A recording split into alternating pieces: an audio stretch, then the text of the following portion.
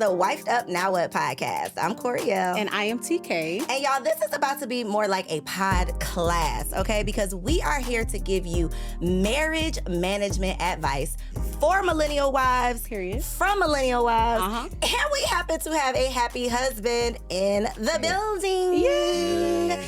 We got Pastor Philip in the building. Pastor Philip, welcome. What's up, ladies? Thank y'all for having me. Yes, We're excited to super have excited. a happy husband, Yeah. a man of God, one of the realest men of God that I've personally had an opportunity to converse with, which is what I am most excited about. That's fine. Because for people like me who, you know, I don't really claim to be like a church girl. I'm real honest about the fact that I don't know any Bible verses. We talked about that, right? We talked about it. Yeah.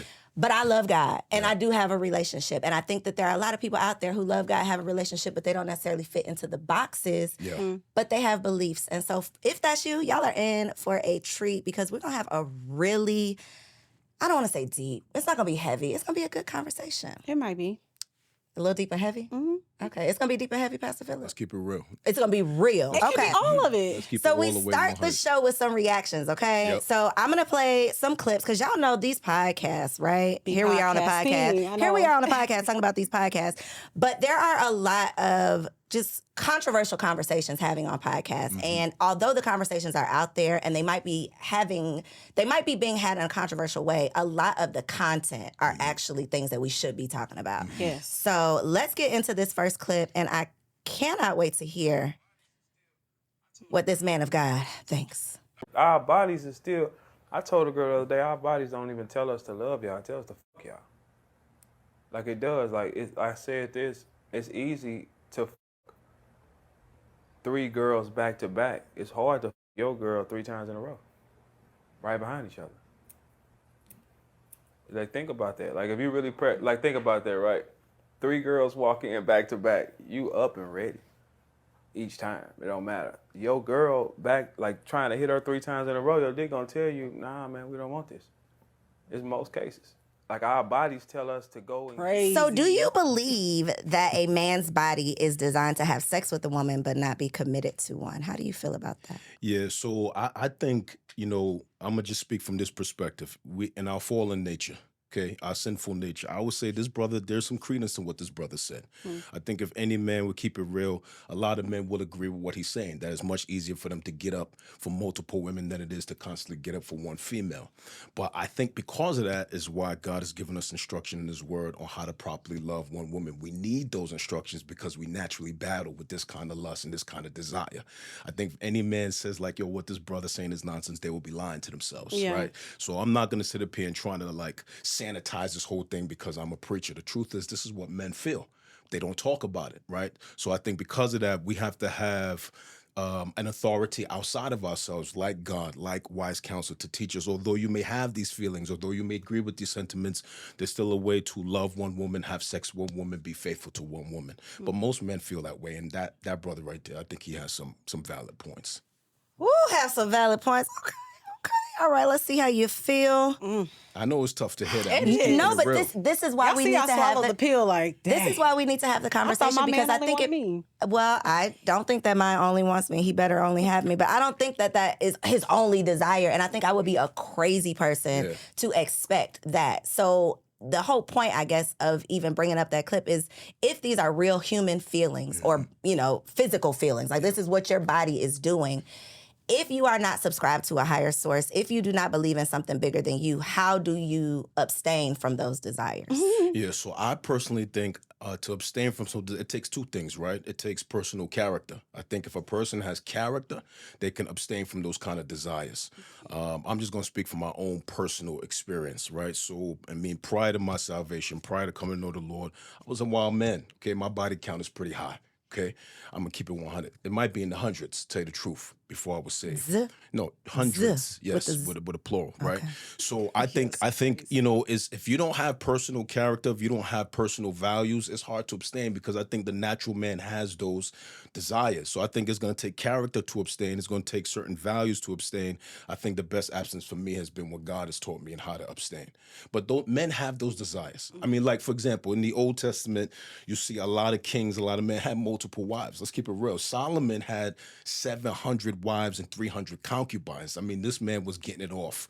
For real, for real. It's not till we get into like the New Testament era where there's more constraint on that kind of behavior, where now we're called to really love one woman, be monogamous with one woman. But the desire is there for most men. We're fallen creatures. If any man say that desire is not there, they're probably lying to themselves. So it takes discipline, okay? It takes discipline, but those desires are there. If those desires was not there, pornography would not be it wouldn't be a multi-billion-dollar industry. Exactly. Now, I'm not saying that's like women are involved in pornography too. Let's keep it real, right? But it's mostly men driving that industry. It would not be a multi-billion-dollar industry if those desires was not there. Okay. I was gonna say he said some words, monogamy and the polygamy and all of that. I was ready Trigger to words? Were you triggered? No, I wasn't. Well, I mean, I just had like 6 questions back to back. I think people. Well, you brought up who was it? Solomon who had 700. 700 wives, 300 That's crazy to have that concubines. much sex. First of all, That's a lot of sex for that one is a dude. lot. That's 1,000 women he that banging. thing probably broke, but. Yeah. I think that's what people are looking at. Like, okay, well, that's what they did, and God approved of that. Why is that now all of a sudden a thing of monogamy? I think God approved of that for a season, right? I think God approved that for a season. I think for multiple reasons. I think first in the beginning, just to populate the earth. I think for a while, God understood that. Think about in the days of Solomon, men was not indwelt with the Holy Spirit. So you're talking about men who are not indwelt with the Holy Spirit. They don't have that inner guidance. So I think God allows certain things for a season. But I think once Christ came, the Holy Spirit was poured out. We have God living on the inside of us. The standard was raised now. Be faithful to this one woman. I mean, the first marriage was one woman. God allowed polygamy for a season. He outlawed that after Christ came. And now we have to honor what he's given us. Period. Yep. Okay, speaking of honor, Yep. perfect segue. Perfect segue into this next clip. Okay.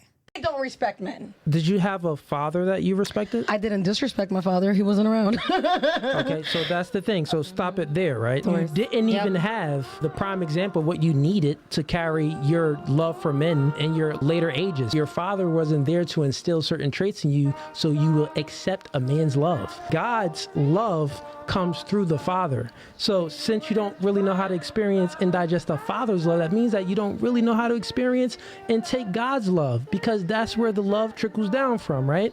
So, do you feel that the disconnect between men and women could be based on the lack of fathers in the Absolutely, home? to some degree. I think fathers play an intricate role in the formation of their children. I think to say they don't is to be in denial. I think for this reason, this is why the enemy works overtime to remove fathers from homes, to remove them out of their lives of the sons and daughters. I think that there is something that a father provides for their children that is absolutely necessary for their mental health, their emotional health, their well-being. And I think in the absence of fathers, there is a certain level of handicap to some degree that a lot of us are raised with. And I think, but this does not say that a person who was not raised with their father cannot be a healthy, functioning human being. But I think to deny the impact of a father's role in a child would be to deny what God has created. I think a father's role is important. And I do think there are a lot of us in our adult life, both males and females, who struggle with certain insecurities, certain inabilities to accept love, certain inabilities to feel affirmed because a father did not say, I love you, I'm proud of you. Your father did not affirm you. So I think there is some damage that is passed along to some of us when we have not been properly fathered.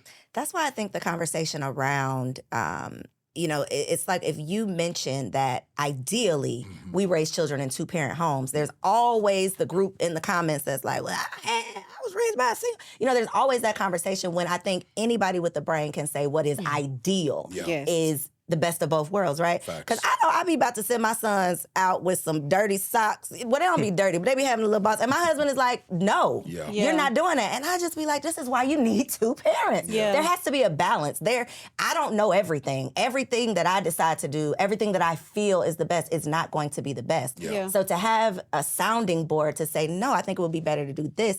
There are so many instances just throughout the day that it's like, no, you definitely need the balance of 2 people versus, the one. Now, can it be done? Absolutely. But if we're talking about being proactive and preparing, then that's obviously I agree. ideal. I feel like, even in these conversations, like podcasters, YouTubers, all of that, like we are ignoring the neglect and the hole in men from the absent fathers. Like we love talking about a woman with daddy issues, but we ain't talking about the men with the daddy issues, because that is the thing. You said a word, affirm, which is what most men desire from their women, for them to affirm them. It's like sometimes it be given, you want me to be your mom and your dad because they wasn't there, or you want me to be your dad. And so it's like, if we can fill these gaps in, which is why we're here for Black love, or not Black, I'm sorry, all love, but no, we're here for Black love. You was right. The spirit moved you correctly. Listen, let me say this too. I think that affirmation piece is important, right? I mean, like, think about this, right?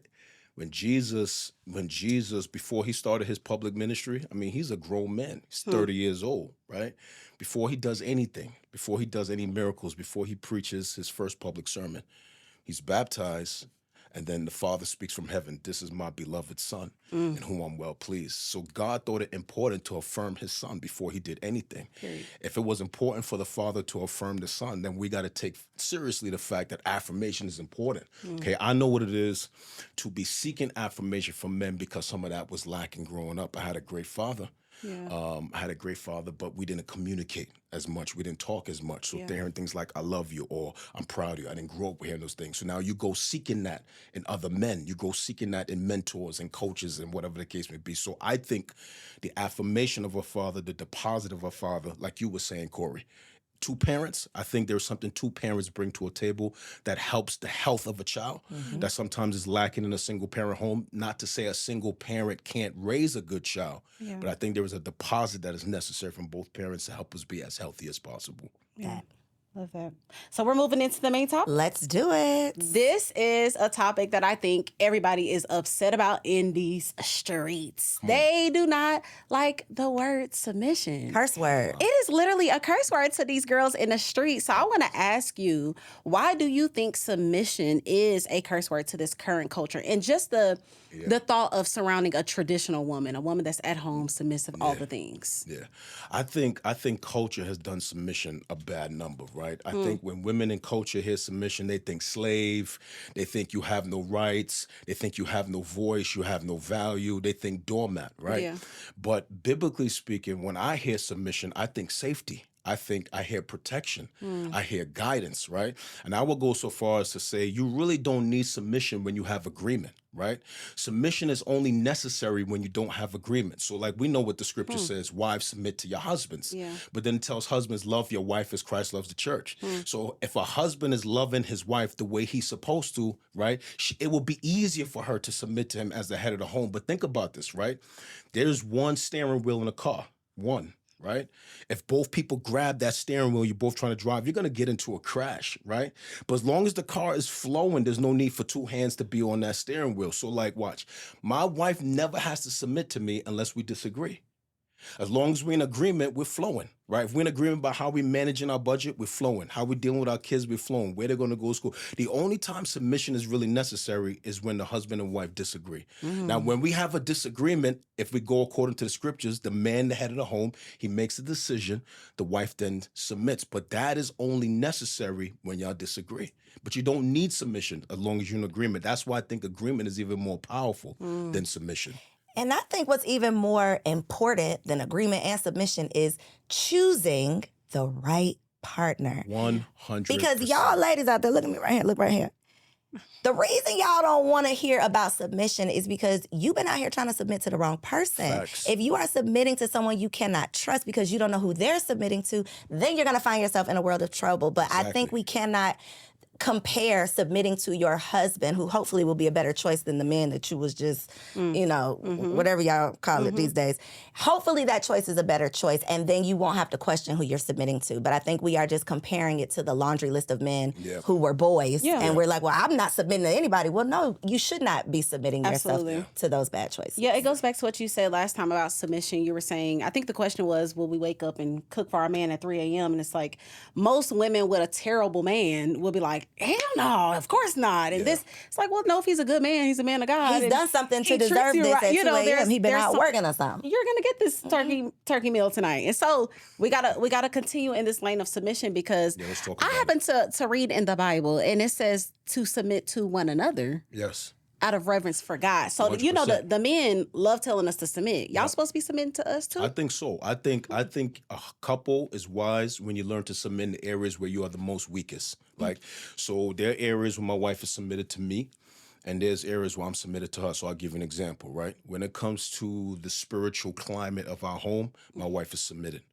When it comes to our finances, I am submitted. My wife is a better steward than I am. She knows how to handle a budget. Side note, a budget don't mean broke. A budget is just having every dollar. You have an assignment. You go to investments, you pay the bills, you take care of the car, you take care of my hair, you get the mani and petty. So a budget is just telling every dollar where to go. Because my wife is a better steward than I am, I'm submitted to her when it comes to the budget. I'm not going to try to flex on her in that area. You understand what I'm saying? And so I think there needs to be mutual submission. And I think you have to be wise about the areas where you're weak, where your spouse might be smarter than you or wiser than you. If they're smarter or wiser than you and you're not so insecure, you could submit as a man to your wife in a particular area, especially if she's a better leader than you in that area. Jeez. It's only prideful men refuse to do that, and then you cause unnecessary tension in your home, damage in your home that could be avoided if your pride and your ego wasn't so big. That makes sense what I'm saying? Absolutely. Yeah. For sure makes sense. I was going to say, that's the two hands on the steering wheel. That was the best example. That was it. The show was crashing. over after that. Yes. And so I want to talk about infidelity. Let's talk about it. It is a big topic in these streets as well, because I don't know. I've been kind of saddened that women are almost expecting men to cheat immediately. Women are literally the whole high value man. He got money. He is of any status. Yeah. Prepared for the side chicks. Prepared for it. And so for the women that are expecting this, do you think that there is any coming back after infidelity and being healthy? And just a side note as well, this is my non-negotiable. This is her non-negotiable. I Her marriage can't. deal breaker. It's a marriage deal breaker for me. It's something me and my husband sat down and talked about from jump, because of my perspective, women after infidelity, I don't want the problems. I don't want the paranoia. I don't want the insecurity. I don't want you going to Walmart and I'm in the trunk, because where are we going? I'm definitely in the trunk. Yeah. Like, I'm definitely looking at the maps. And it's like, why do that? And so, I don't know. I want to ask you, do you think that you can actually be healthy after infidelity? So first, I want to affirm how you feel, right? I think if that's your non-negotiable, you have every right to feel that way, and you got a biblical right to feel that way. Period. The scripture gives us a complete out for infidelity, and you could walk away from a man or a woman after infidelity, and the God is not going to be mad at you for doing that. So I think, let me just first affirm how you feel. I think if that's your non-negotiable, I think you have every right. But I do think there is hope after infidelity based on the individuals involved, okay? I think if there is sincere remorse and repentance, if there is contrition, I think two people can survive infidelity. And I will go so far as to say not only can they survive, they can actually have a stronger marriage on the backside. Now, we got to keep it real. After something like that, we got to think about things that are lost. Trust is lost. Confidence is lost. There's some tangible things and intangible things that are lost. Home could be lost, family could be lost, whatever the case may be. But I think that those things have to be rebuilt. Consistency over time rebuilds trust, right? And so I think they can be rebuilt. I think a marriage can be rebuilt and even be stronger on the backside, but it's only based on the maturity of the people involved and whether or not they're submitted to do the work to rebuild that marriage. I know plenty of couples that have survived that and their marriage is strong on the backside. But I know couples who have not survived that because the parties could not go through something like that. So I think it's like, I don't want to say to each his own. It's based on the individuals, the maturity, the non-negotiables, and whether or not they're ready to do the work to repair what was lost. So do you do like counseling? Like So I did counseling for like 7 years. First 7 years of our organization is 11 years old. So for the first 7 years, I did all the counseling. I stopped doing counseling. So I don't do any counseling now because I want to be free when I'm speaking on the pulpit, right? Gotcha. So you know how this go down is like, let's say you counseling somebody, all they dirt come out in a session, and then I happen to be preaching about something that had nothing to do with you, and then I'm talking about stuff, and then it's like I'm airing out your laundry across the pulpit. You're sitting there listening to me, and you hurt. So because I want to be free from that, I don't counsel anymore. I want to be able to speak on the pulpit and not feel like I'm airing somebody's laundry, especially if I have some harsh feelings towards someone coming out of counseling and something slip out of my mouth in the middle of a message. Like, I don't want to hurt people like that. And I'm gonna be real, right? I've done that, right? Let's keep it real. I'm not like, there's no perfect pastor. So I've hurt people from the pulpit. So I stopped counseling altogether. We got elders, associate pastors, spiritual care team that do all of that. When I'm speaking, I don't want to be handcuffed to nobody in the audience. I want to be free. But you've talked to countless couples, I'm sure. Of course, I've counseled hundreds of So, couples. so based on those hundreds, yeah. is infidelity more of a deal breaker on the man's part or the woman's part? Woman, 100%. Woman. I think for the people I've counseled, Meaning the woman will leave, or the woman will leave. Yes. I think. No, you know what? Let me reverse. the opposite, right? No, the man, no. Let me reverse. It's a bigger deal breaker for the man. if your woman it's hard, cheats. listen, it's hard for a man to accept the fact somebody ran up in your queen. Like that's Absolutely. tough for a dude to get over with. You know what I'm Definitely. saying? Like somebody tapped that besides you. Another penis was in there besides you. It's hard for brothers to get over that. I think women are a little bit more gracious. They might even look. Some women put up 1, twice, 3 times, right? Yeah. So, for example, right? I know a sister. We're not gonna call her name on the podcast. She's popular in Atlanta, right? She's popular in the city. A little infidelity in her marriage, right? 4. Okay, this dude had 4 women, I think, 4 or 5 women. I don't know what it was, from what I've been told. She said, right, look, if he would have just tapped one chick, listen, he got drunk one night, went to the club, tapped one chick, I could probably get over that. Second time, third time, fourth time. Crazy. Not only you tapping chicks, but now you got an emotional bond with some of these chicks. You got girlfriends. You know what I'm saying? You got Definitely. girlfriends. You That's got different. whole bulls on the other side. She Yeah. can't get over that. So I think men are less gracious. I think women are more gracious. I think it's hard for men to bounce back from that. So this conversation literally comes up on every single episode because me and TK feel different. Yeah. And I have to give a disclaimer and look my husband in my eyes every time I say this because it's not a deal breaker for me, but I have not signed a permission slip either. I just don't think that I would be logical if I believe that until I turn 100 years old, that this man is just going to be me for the rest of the. I don't know that. And I'm okay with saying I just don't know that. But my question or concern is that it always seems like it's non-negotiable on the other side. You know, if a woman steps out, if a woman slips up, I don't know how that would be possible. It's non-negotiable. But I do think it comes down to whether or not it's habitual. Yeah. Because if you Yes. have a drunk Vegas night, that is something totally different than you have a girlfriend that you are dating. And you know, like that's just it's a different conversation. Can I say something about this? Let me say something about this, right? I think it's important for us when people fall or when they make those kind of mistakes, you got to look at where the person was in that moment, and you got to look at the person's character, right? So let's talk about a man we all know had a fall. Let's talk about King David, right? This dude. You know I don't know King David that well, but go ahead. So King David is a young dude. He becomes a warrior, becomes a psalmist. He writes songs, becomes a king. He's the man, right? Got wives, doing his thing. One day he's up on the roof of his crib. He see this dope chick down. She's taking a bath. She's butt naked. Body's dope. She's married. He sends his people like, yo, bring her to the crib. Bangs her, gets her pregnant, kills her husband, right? Then tries to cover up the whole thing. God sends a prophet to this man, tell him a story, implicates him in the story. He comes out, he confesses, he repents. He writes a psalm about his repentance, Psalm 51, right? Now, here's the thing. In the New Testament, Jesus calls himself a son of David. The Bible says that David is a man after God's own heart. So although David commits adultery and kills a dude, God calls him a man after my own heart. This is very important because when people make mistakes, we can't just look at the mistake solely. I believe you got to look at the character of the person and the heart of the person. Where were they when that happened? Were they dealing with depression? Was they pushed to the brink? Was the marriage tough? So I think when a person messes up, I think we are wise to not only look at the incident, but the character and the heart of the person. Was their motive to be malicious, or was they just in a place of vulnerability and weakness? You understand what I'm saying? And so David bounced back from that. God calls him a man after my own heart. Now, somebody may not be able to bounce back from that, but what I'm saying is I've counseled enough drama to know that when people make mistakes, you have to look at the character and the motive of the person. I just don't believe you throw people away because they make a mistake. Do you think that you could look at the character of your wife if she made a mistake? I would have to, because I think that my wife has been patient with me and has forgiven me for so much. I put my wife through a lot. First 5 years of our marriage was terrible. We threatened each other with divorce. I was not a good dude. I was very selfish. So I think if my wife made that mistake, obviously I would be devastated. You know, I'm not even sure if I'm sitting here what it would take for me to get over something like that. But I feel like for all that she has forgiven me, I would have to give her another chance. I would be unfair to not give her another chance. That's a level of grace that I don't have. But you know, but you Because there's so many steps before you actually, and this might be an immature response. I haven't lived a lot of life. I'm not even 30 yet.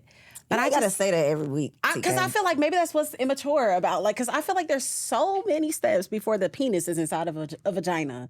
Unless you're smashing prostitutes. Like, there has to be a built of some type of emotional something. I know you were saying Vegas Wild Night. So maybe that is different. But then it's like, who were you around? And why were you around some dudes that even let you move that way as a, in my case, man of God? I understand what you're saying, especially if like a dude develops an emotional attraction for a woman and then bangs. It's like, I think that's harder to get over. Definitely. But like a Vegas night, like this lady. you know what I'm saying? Like a Vegas night, he had some Patron. The marriage was rough before he got there. We was arguing before you went. Before we got there. He feels hurt, or she emasculated him before we got there. And now he's vulnerable. He's drunk. He's feeling that Patron. Somebody sits down next to him at the bar having a conversation. She speaks to him in a way the wife don't talk to him. He feels weak. They go for a walk. They on the beach banging. He gets up with regret the next day. Now I'm creating a real hypothetical, right? That part, the lady is saying something that this wife hasn't said in years. Yes, that leads to more cheating. Definitely. 100%. That part. You know what I'm saying? So I think there's two types of infidelity. There is infidelity that is preceded by an emotional attraction, a mental attraction. I think that's difficult to get over. Yes. But there is another type of infidelity that is momentary. It is like I was vulnerable, I was weak, I was drunk, I was high, whatever the case may be. I was not in my right mind. My loins trapped my logic, and I messed up that Don't night. try to use that line, fellas. My loins trapped my neck. Don't Yes, come home this is talking not about the no setup for y'all. You know what I'm saying? It ain't gonna Give work, your boy okay? credit, right? He's You know, trying to Philip don't A. get him Mitchell, no my lines. loins trapped my Don't logic. get him no lines, You know what I mean? Pastor Philip. Bars. TK got bars. I'm learning this from TK. No. TK got bars. Y'all do not write that down, learning from please. TK, It was my loins. No, Yeah, sir. my Get loins out. trapped my logic. Get out of here. That We're trying to have bars like TK. Yeah, that's funny. But that makes sense what I'm saying? No, It's it makes different. a lot of sense. And that's such a mature let me say answer. something to But I you. still think it's a lot of Hold steps. on, but let me say something to you. You 'Cause I've think been- you don't have that grace, but you never know what's in you if you're in that circumstance. That is that's why true. my answer is what it is, because never I know don't what's want to in be the fool sitting up here. I didn't say all this stuff, and then life happens. You never know what's Life in you. happens. So it just You'd would be make my amazed. stomach You'd be turn. amazed at how a circumstance pulls grace out of you. You didn't even know was there. For sure. I definitely agree with that. It's just, I'm crazy, y'all. I will go to jail. Okay, and I have bail. I sure do. Get out quick. So I want to ask this question. I feel like men are complaining about their wives being boring in the bedroom. Ooh, switch it up real quick. Sorry, TK. I just had to throw it out there because they was throwing it back, they were swallowing, they were doing all the things before they got married, and now it's just side booty and missionary. Come on. So I want to ask, do you think that women, Koereyelle, I be clutching my pearls every week, baby. Okay, go ahead. Go ahead. I want to ask you seriously, do you think that women are becoming boring in the bedroom once they get married? And do you think that's some of the reasons why men are cheating? I say yes. I think I've seen, this is anecdotal data, right? I think there's a lot of times couples get married, they be married for a number of years, they start taking each other for granted. You take for granted that you sleep next to this person, y'all come home every day, so you stop doing the things you used to do. You got the bonnet on every night, you got, you got the big robes, you don't wear nothing tight anymore around the crib. I do still want to walk up and smack that thing at the kitchen sink, you know what I'm saying? So I think when you start taking your mate for granted, I think it's easy for sex to get boring, for the marriage to get boring, or whatever the case may be. Now, peep this, right? I think what it took to get her, sometimes you got to keep that moving to keep her, and vice versa, right? So like when Paul, check this out, when the Apostle Paul, a dude named Paul, wrote to a church in Corinth, ancient Corinth, he said something very important to all of them, because they were crazy, right? He's like, yo, he said, the wife's body belongs to the husband's body belongs to the wife, and y'all need to fulfill your marital duties. So whatever you got to do to keep it spicy, you got to keep it spicy. I mean, if I got to be praying in tongues to go in the room and have sex with my wife, I'm going to be in trouble. So I think you got to do what's necessary to keep the thing spicy. Now, if you don't believe that, that's on you. I think you got to do what you got to do to keep it spicy. I don't think it should get boring. Try a new position. Try something different. Come home with some new lingerie. But I think you got to do what you... Listen, you got to... Look, Paul said, fulfill your marital duties. Whatever that is in context, you got to do that. Yeah. Speaking of marital duties, do you think that it is healthy to have an expectation of gender roles in marriage? Gender roles in marriage. You're not going to like my answer. I might. So I'm going to say something that it's going to sound sexist. I'm not a misogynist. You might not like this answer. Not the disclaimer. Yo, I got to get a disclaimer, yo. I got to get a disclaimer. All right, listen to me carefully, right? Yo, God created a man. He created an environment and put the man in the environment. He gave the man instructions on how to work the environment. He gave the man everything he needed in that environment. And then he said, it's not good for this dude to be alone. I'm going to make for him a helper. And he creates a woman to help a man. Now, pause. You know what you see right there? Complementary roles. Men and women got equal worth and value, but God gave them complementary roles. And then it's expanded upon in the New Testament. Paul gives different instructions to husbands than he gives to wives. If you pick up on the nuance, he's trying to say, y'all have equal worth and value, but you have complementary roles that complement one another. And when they function properly, you feel good in your marriage. When they're not functioning, you feel tension in your marriage. So it's like a car, right? Like, okay, some of us know what it is to drive cars that are like it's out of alignment. The car, you ran a pothole, the car's out of alignment, right? You know what this feels like. You're driving and it's pulling to the left or pulling to the right. Now, you could keep driving that car if you want to. You're going to wear down your tires and eventually the tires are going to pop. You're going to get into an accident. So I feel like when husbands and wives or couples are out of their roles, it's like driving a car that needs an alignment. You're going to feel the tension. You want me to give you proof? Take a wife that tries to constantly emasculate her husband, dominate him, call him out his name, tear him down, crush him down. She going to feel tension in that marriage. Go the opposite way. Take a husband that tries to dominate his wife, control her, abuse her, mistreat her. They're going to feel tension in that marriage. But if he loves his wife like Christ loves the church, if she's submissive, if you do all the complementary things, you're going to feel more harmonious marriage instead of the tension. So yes, you do have different roles. They are complementary. And when you function in them, the marriage is going to function much better. Are you saying that they're defined? That's what I was going to say. Are there defined roles? Or are you just saying we complement one another? Them? So the roles are nuanced. I think you have to be in agreement about what they are, but there are some instructions that God gives men and some instructions that God gives women that are different, which shows that we have complementary roles. Does that show up in like the protector, provider versus nurturer? Yes. Gotcha. Yes. Okay. Yo, I know as I'm saying this, I know people not gonna like that. They I already know logging y'all off gonna right get now, but DMs. Ladies ain't gonna like that. I already know there's gonna be all kind of DMs off of that, They but will it's be biblical okay. wisdom, yo. I'm Yeah. just telling y'all You it's can't biblical deny the wisdom. truth. The question was gender roles, right? Okay. Yeah. I mean, because it's like that's like saying, okay, the gender roles. Who take out the trash? Who gonna do the Right, dishes? right, Who right. gonna And see, when get you the baby start at night? naming things like that, It's like, then that's it not for starts me. making sense because I am not touching the trash. Right. So how can I complain that you also have an expectation of me? I think y'all got to be in agreement about who does what and what your roles are. You got to be in agreement. Like, let's say you got a wife, she has a green thumb, and the dude don't. If he's cool with her cutting grass, that's on them. I'm not gonna have my wife cutting grass. I'm gonna take care of that right now. I pay a dude to do that. Somebody gonna take care of it. It's Somebody gonna gonna get take care taken of the care house, of. right? You know what I'm saying? So I don't do laundry. My wife do laundry. Okay, you know. So I just think you got to be in agreement about what the roles are. And if there's tension there, y'all got to talk about that. You got to have communication. Yeah. But the roles got to be defined by the people involved in the marriage. Gotcha. So TK we don't have like, you don't like that, TK? TK don't like She's that, like, yo. because you don't feel like there are things in your household that are like your things. Outside of cooking, That's the only thing. Well, that's the thing though. I'm just So saying you there's feel like something that you feel like is you your and Namdi thing. don't have no defined roles. he will wash dishes. I'll wash them. Yeah. Literally, do the I. only I do thing that he's dishes. not doing. Like, I have taken out the trash. So all the My ladies wife is was taking out surprised. the trash? I mean, I'm like, I stay home, I homeschool my kids. I'm not gonna wait for you all the time to get this pal out. So I'll just throw it in. I mean, it's like 3 times a year, but you know, But it gets done. it still get done. So I don't know. I think I question think God. the Like, did God define a man to be this? And the woman that, because even the conversation of beta males and all of this, like, okay, you said that your wife is good with finances. Well, in some cases, a woman would think that should be the man leading our the financial whatever highway in our relationship. So do you think that there are God defined, like, no, there's no negotiating if Who a does this man and who does that? should a man be That's doing good. No, something that's good. specific No, and a that's woman dope. should be doing That's a good something question. specific? So I think there are some defined roles in the Okay. scriptures that are clear, and the rest of it, most of it is nuance. Let us know. So, for example, when God says to a man, God says in his word, the man is the head of the home. That is a clearly defined role. That's there in the New Testament. That role is a hard defined role. So I think there are roles in the scriptures that are hard defined for men. For example, God, I know you're not going to like this, right? God, in his word, in the New Testament, Paul calls women the weaker vessel. So tells men not to deal with them so harshly.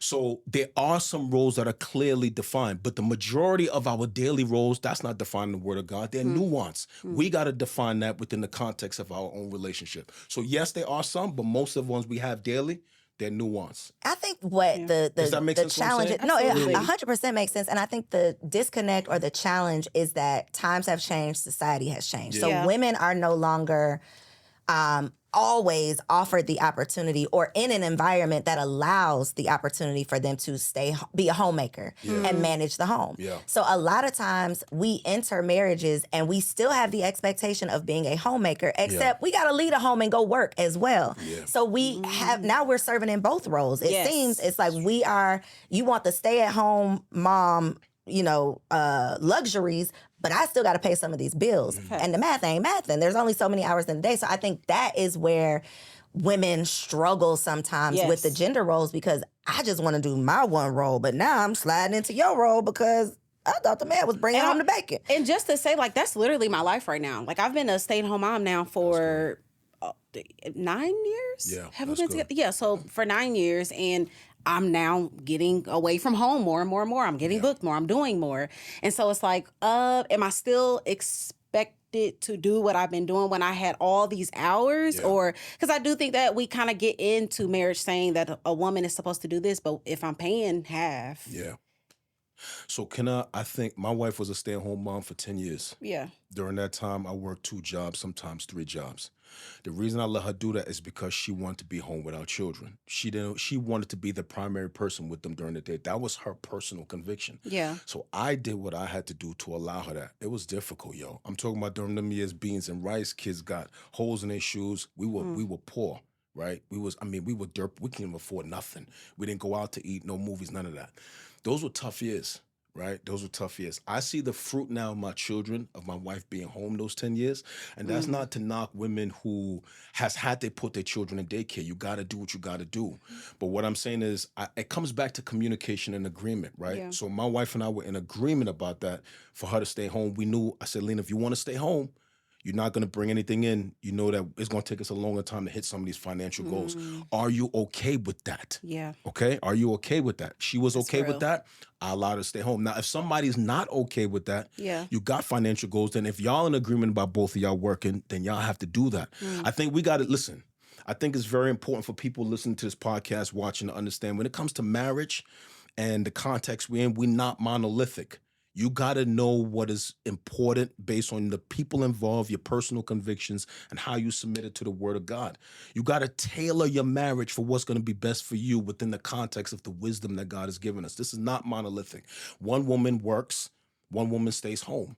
Does it mean one woman is better than the other? No. What is best for your marriage and the context for how you have, it's got to be customizable for the person within the guidelines of God's wisdom. Yes. Does that make sense what I'm saying? Absolutely. 100%. Yeah. Absolutely. It's going to be a whole nother episode, though, because one of the women stay home, one of the women go to work, but both of those women a lot of times are the default parent. Yep. And that is where I think the Yep. struggle kind of comes in, because they still have that one responsibility. It's the same. Yeah. It's true. They are the default parent. But hopefully you got a man that come home and know that his job is not done when he come home. He going to take some time Look to at call right his here. kids. Yeah, right here. Yeah. Not for our husbands, but for another husband So out there. brothers, I just think if your wife is a stay-at-home mother, I think when you come home from working, you got to know that your job is not done. I think you got to know there's a job and a responsibility you have to your children as well as a co-parent.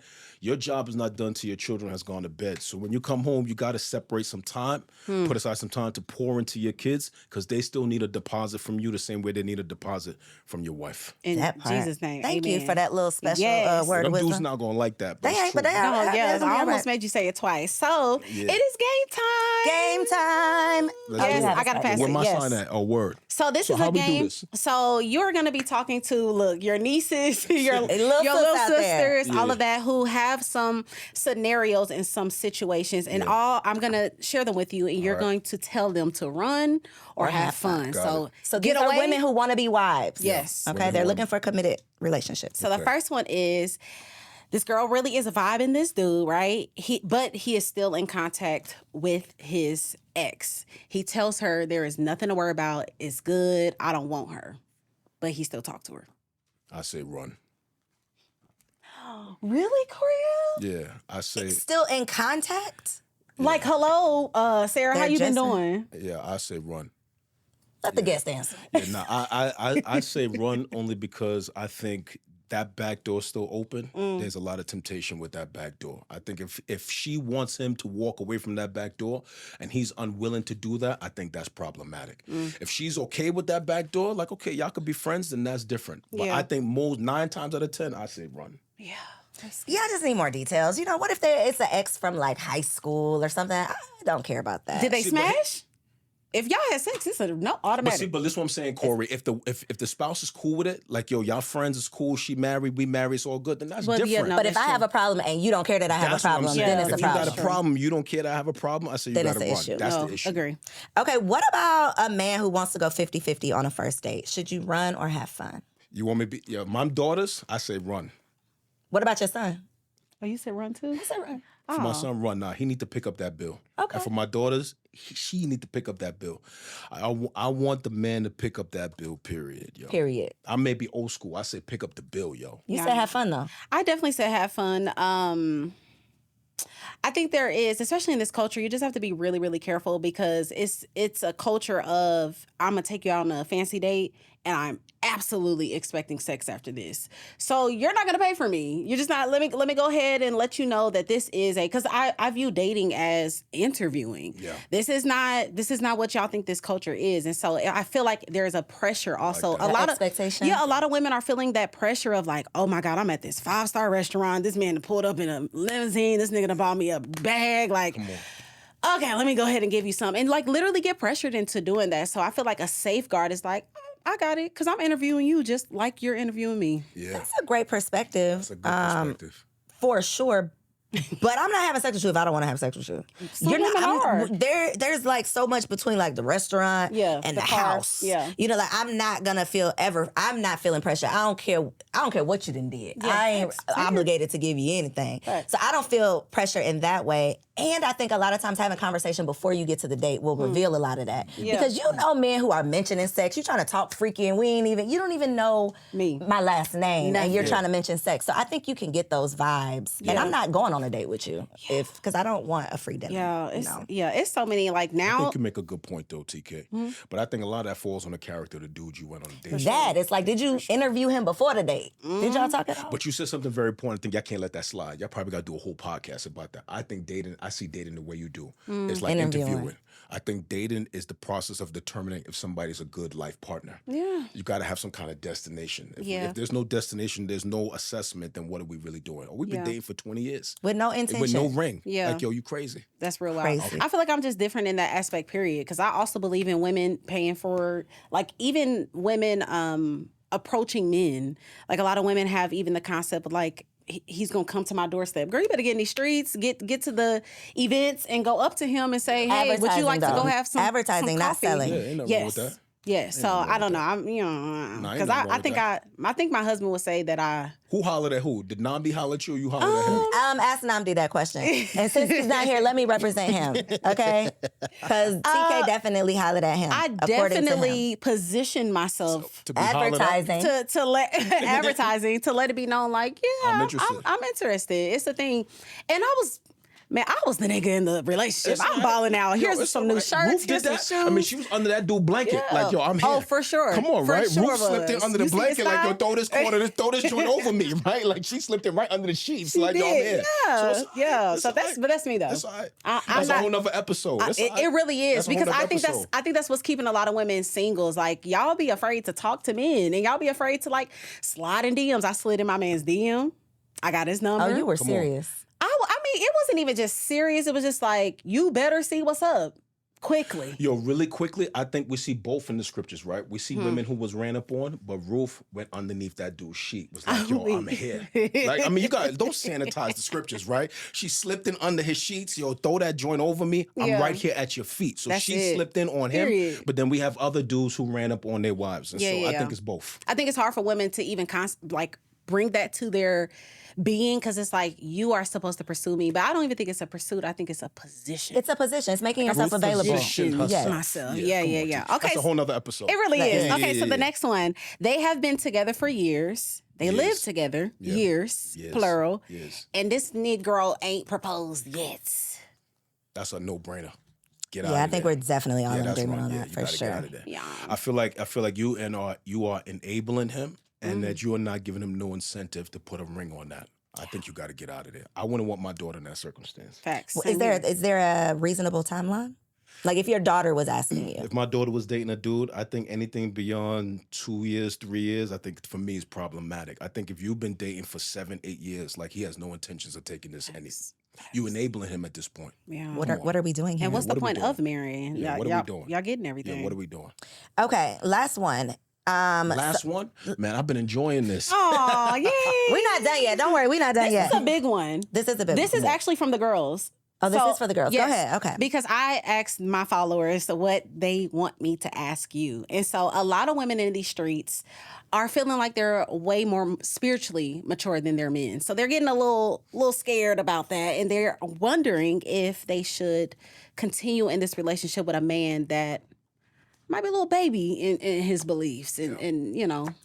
I say have fun. Really? Yeah.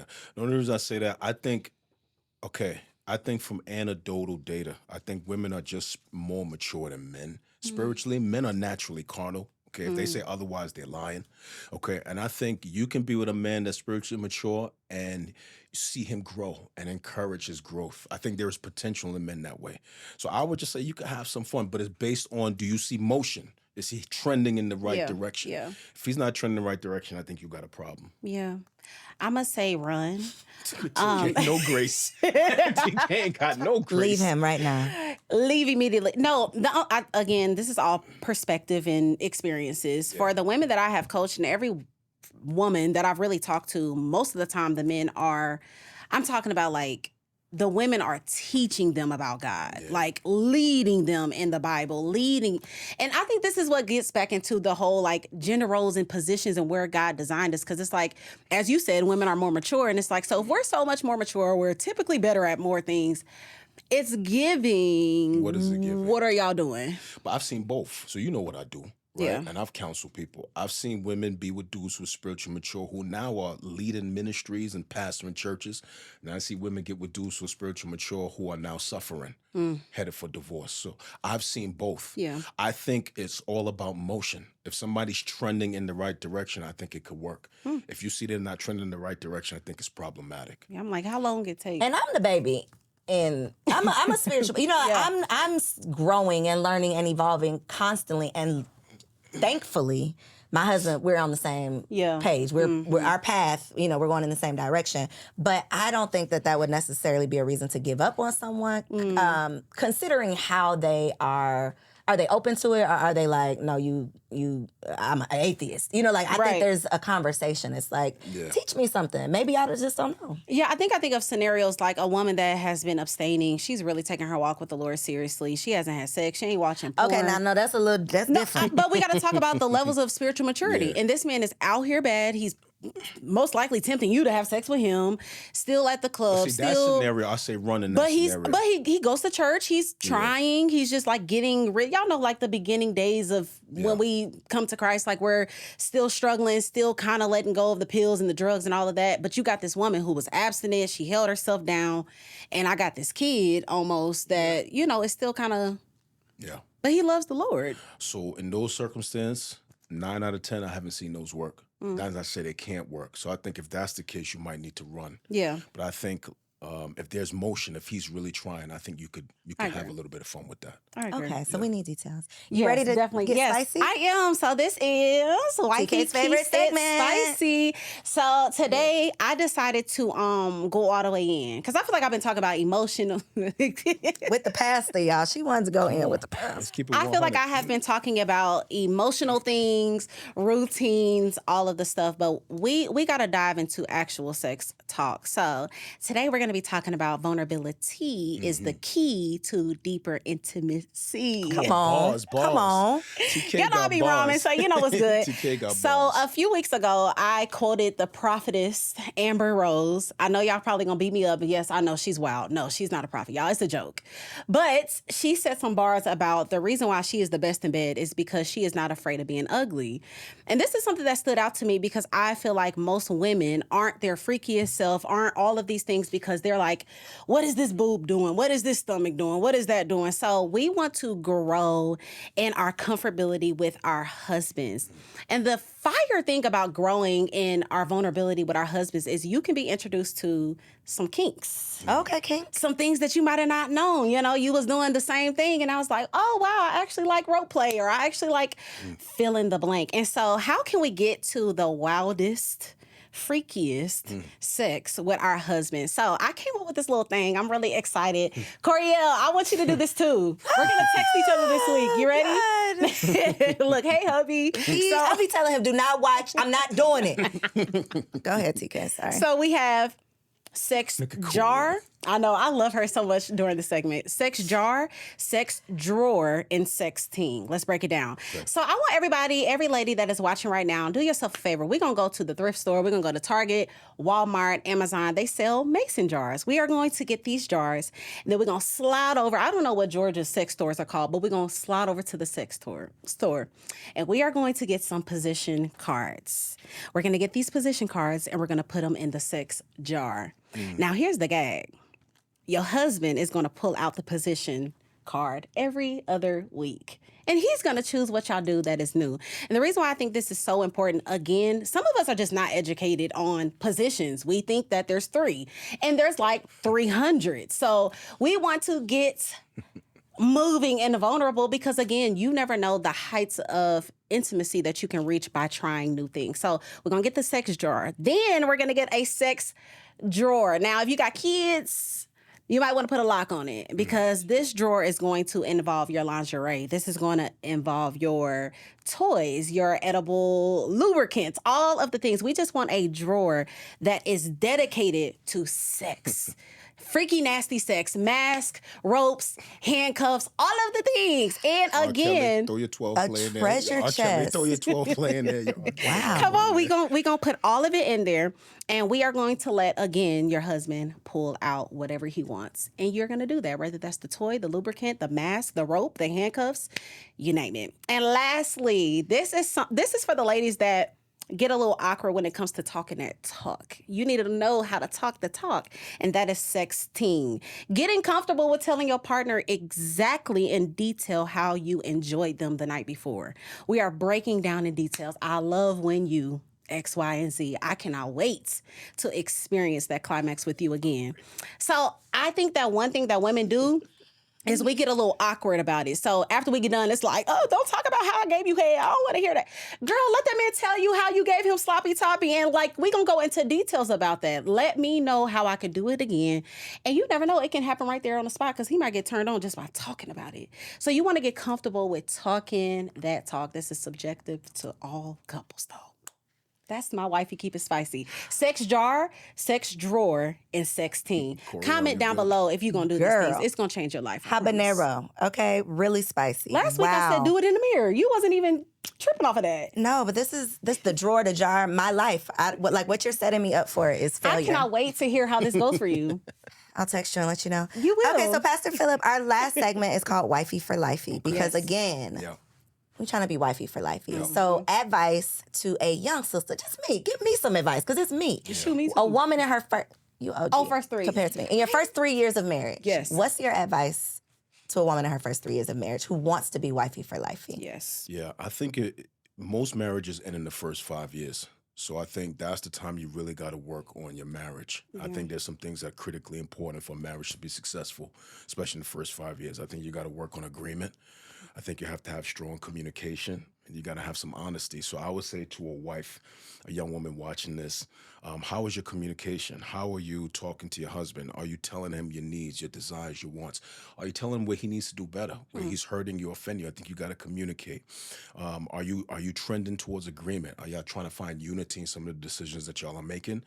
And are you doing your part to be the best wife you can be, regardless of the kind of husband that he is. If you're just reactionary, I'm going to be a good wife only if he's a good husband, I think you're headed for trouble. I think you got to make a decision within yourself that I'm going to be a good wife no matter what, because your character.